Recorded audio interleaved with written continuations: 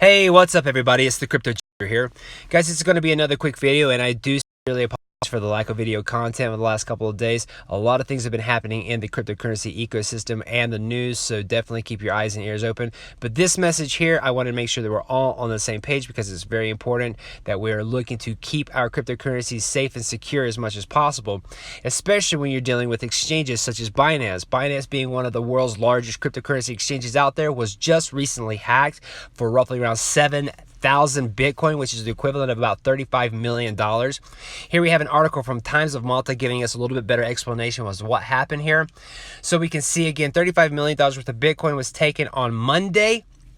According to this article as well, we can see that it was a large-scale data breach where hackers stole API keys and two-factor authentication codes. So guys, absolutely, at this point in time, go change your API keys and of course your two-factor authentication codes. Reset that right now. Don't waste any time. Just go in there and do that right now, because again, if these hackers were using that information, yours can actually be vulnerable just as well. So keep all that in mind, guys, when it comes to this here. Again, go change all that information right now. Furthermore, the actual article does state that again, this was a 7,000 Bitcoin hit in one single transaction from the company's hot wallet. And of course, the company did state that all other wallets are secure and unharmed, but I would imagine that this kind of information is still needing to be looked into a little bit more in-depthly. CZ, who is the CEO of Binance, has definitely been as transparent as he possibly can on Twitter, and of course, he's also come up with different types of suggestions that have been questionable for the entire Bitcoin community.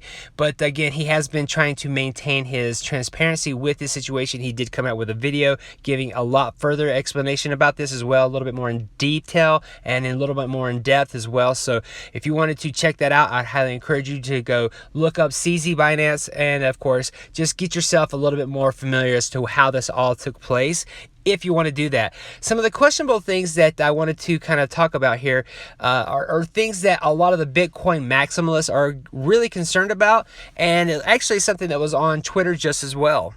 As a matter of fact, CZ took to Twitter just recently again to talk a little bit about how he spoke with various parties about this approach called reorg of Bitcoin. And of course, I will say that I believe it was unanimously decided to not pursue this approach. Basically, to reorg Bitcoin is to go back on the blockchain and quite possibly do a soft fork, so that way that anyone who's mining Bitcoin can then switch over to this new fork, so that those hackers that stole the Bitcoin on the original fork of Bitcoin can no longer use those 7,000 Bitcoin. And this right here is just an article kind of giving you a quick example as far as what could potentially happen to Bitcoin if CZ and anybody wanted to go through the process of reorganizing that and doing a rollback on the Bitcoin blockchain.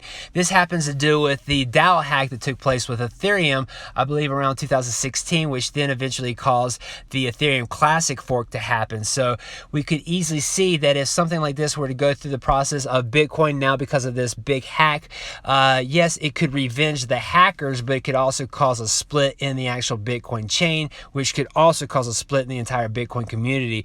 A pretty big issue there when it comes to those who are investing themselves into cryptocurrencies, but more specifically the Bitcoin cryptocurrency as well. So again, this is just simply an example piece. I'll leave this link here in the description so you can read about it as well, just to keep yourself updated. But this right here, it's almost like history repeating itself, but with a different cryptocurrency.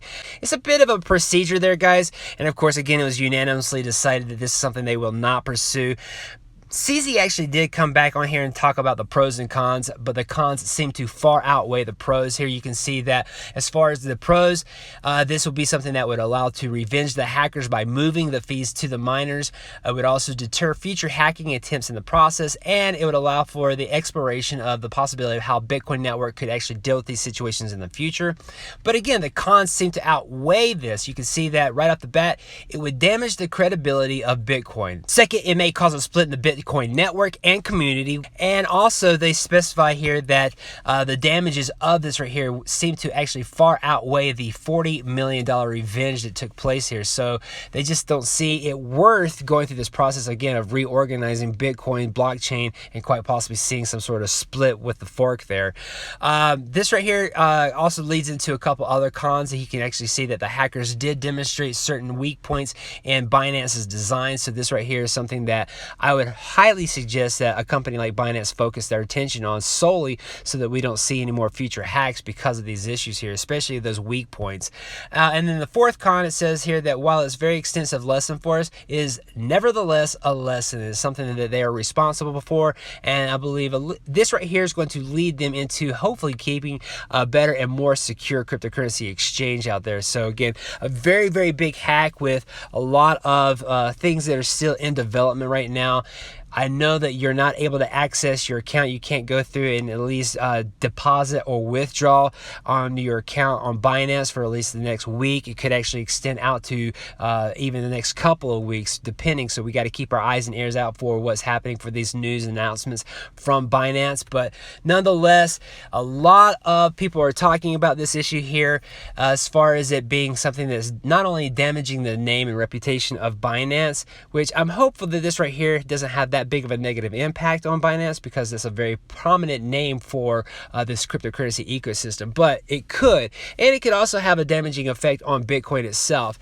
And of course, if you are someone who follows this channel, you know that I really have a strong focus on XRP, and I think that there are significant reasons as to why XRP could actually take advantage of this moment here, and there are people in the XRP community that have specified this just as well. Here's another prominent voice in the XRP community, Kieran Kelly, who actually came out talking a little bit more about this rollback and this reorg of Bitcoin because of the hack. He specifies that rolling back the 7K Bitcoin, that $40 million loss, was like magic. And of course, Bitfinex, which is actually another exchange dealing with their own particular issues right now, especially that right alongside of Tether. There's a big conspiracy that's being looked into right now. So a lot of things with these exchanges that you got to keep your eyes on, guys, when it comes to a lot of the negative impacts. And of course, that happened a couple weeks ago. And then Kieran Kelly states that you can't seriously compare XRP with Bitcoin and expect anyone to fall for it. Lightning Network is a mess with holes. And then he actually asks Fidelity that they should seriously consider adding XRP. I definitely suggest the same thing when it comes to these bigger name players out there getting themselves into the ecosystem. If you want to start seeing mass adoption, Fidelity will be one of those ways for sure. So something to keep in mind, guys, when it comes to what you're getting yourself exposed to.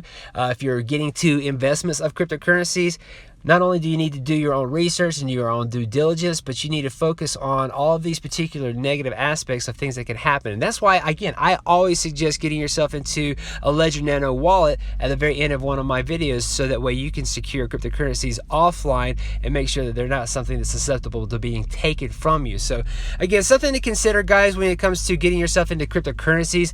I'm not a financial advisor. None of this is financial advice. I'm just trying to alert everyone to the fact that there are hackers out there that are willing to do whatever it takes to get themselves into the cryptocurrencies, getting into your cryptocurrencies if they can. And of course, at this point in time, we still have an issue that Binance is trying to work out. I will definitely suggest for this right here is something that you go in and actually change your API keys, change your two-factor authentication codes just as well. Make sure that your stuff is safe and secure. If you definitely want to get your cryptocurrencies offline, just simply click on the link below for the Ledger Nano wallet and take advantage of that. Get yourself into something that actually pulls your private keys offline. So thanks again for watching, guys. Hope you have a wonderful day.